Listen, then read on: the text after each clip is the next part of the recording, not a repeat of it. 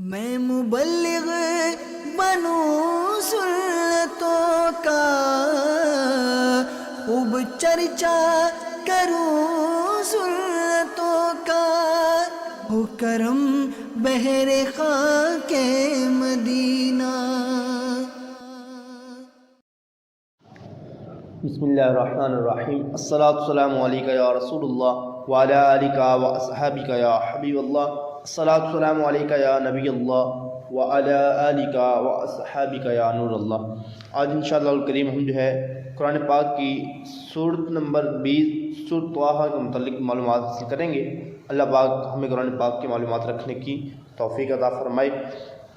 اللہ پاک کے آخری نبی رسول ہاشمی صلی اللہ تعالی علیہ وآلہ وسلم کا فرمان رحمت نشان ہے، جس نے مجھ پر ایک بار درود پاک پڑھا تو اللہ عز و جل اس پر 10 رحمتیں بھیجتا ہے۔ آئیے ہم بھی درود پاک پڑھ لیتے ہیں۔ صلو علی الحبیب صلی اللہ تعالی علی محمد صلی اللہ علیہ وآلہ وبارک وسلم۔ سورۃ طٰہٰ کا تعارف۔ مقام نزول: سورۃ طٰہٰ مکہ مکرمہ میں نازل ہوئی ہے۔ سورۃ طٰہٰ کے رکوع اور آیات کی تعداد: سورۃ طٰہٰ میں 8 رکوع اور 135 آیتیں ہیں۔ طٰہٰ نام رکھنے کی وجہ: طٰہٰ نبی پاک صلی اللہ تعالی علیہ وآلہ وبارک وسلم کے مبارک ناموں میں سے ایک نام ہے، اور اس سورت کی ابتدا میں آپ صلی اللہ تعالی علیہ وآلہ وبارک وسلم کو اس نام سے ندا کی گئی۔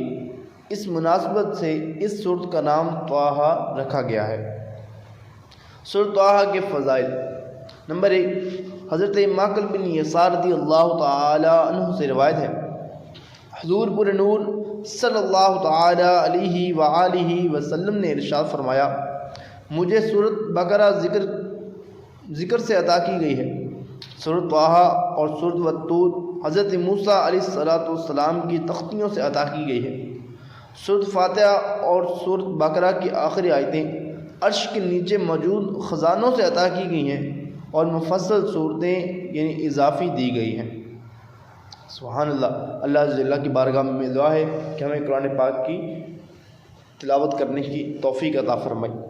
حدیث نمبر 2، حضرت ابو ہریرہ رضی اللہ تعالی عنہ سے روایت ہے، رسول اللہ صلی اللہ تعالی علیہ وآلہ وسلم نے ارشاد فرمایا، اللہ تعالیٰ نے سورۃ طٰہٰ اور سورۃ یاسین کے ساتھ حضرت آدم علیہ السلام کی تخلیق سے 1000 سال پہلے کلام فرمایا، اور جب فرشتوں نے قرآن سنا تو کہا، اس امت کو مبارک ہو جس پر یہ کلام نازل ہوگا، ان سینوں کو مبارک ہو جن میں یہ کلام محفوظ ہوگا، اور ان زبانوں کو مبارک ہو جو یہ کلام پڑھیں گے۔